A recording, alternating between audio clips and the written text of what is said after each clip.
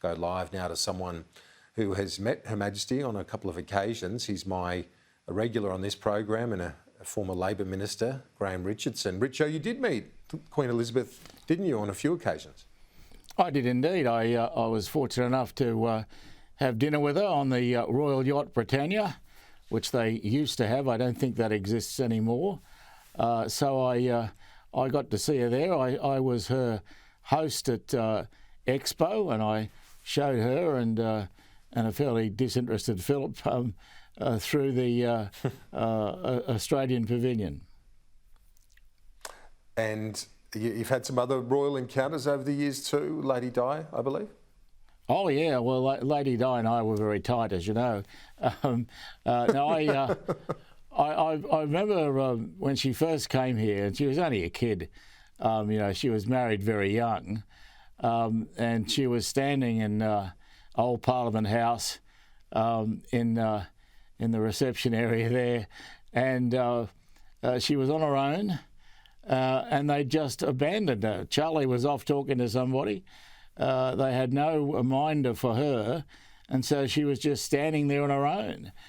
And so I went over and just started to talk to her, and then I edged her over to a group of women who were delighted when I sort of broke into their group and pushed her in, and I think they were all stunned. And there, as a kid, which is all she was, she still handled herself with enormous dignity and grace. I think she was one of the star attractions of my life.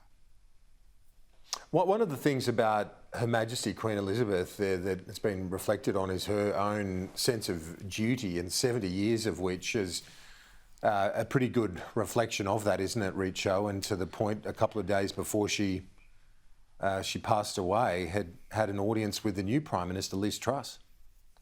Yeah, no one could ever doubt the determination of this woman to see through her duties right until the end. To fulfil every single part of what was expected of her right up until she could no longer. And it was 70 years of fantastic service. I don't think that you can forget her. She's been a presence in my life since I was born, and I can't imagine life in the globe without looking around and seeing her every now and again. It's going to be a big adjustment to not ever see her face. What was she like in person when you did meet her? Oh, she was quite charming. There's no doubt about that. She showed interest in everything that I was showing her at the Australian Pavilion, and if it was feigned, it was worthy of an Oscar performance, because she looked really interested and asked all the right questions. So I was very impressed by her, and couldn't say the same of her husband, but that's another story. Indeed, and Prime Minister Albanese has been very cautious about any commentary on the Republic. It hasn't pleased everyone from both sides of the debate. What's your take on how he's handled his response to this quite historic occasion? I think Anthony's been spot on in everything he's done and said. It would be tacky to raise the Republic an issue at this point. And I'm glad that he hasn't. You'll always get a few clowns who will, but at this point in time, we're thinking about a wonderful, extraordinary woman who gave her country and her Commonwealth more service than anyone could ever have asked of her. And that having been said, as far as I'm concerned, we're all the better off for having had her in our lives.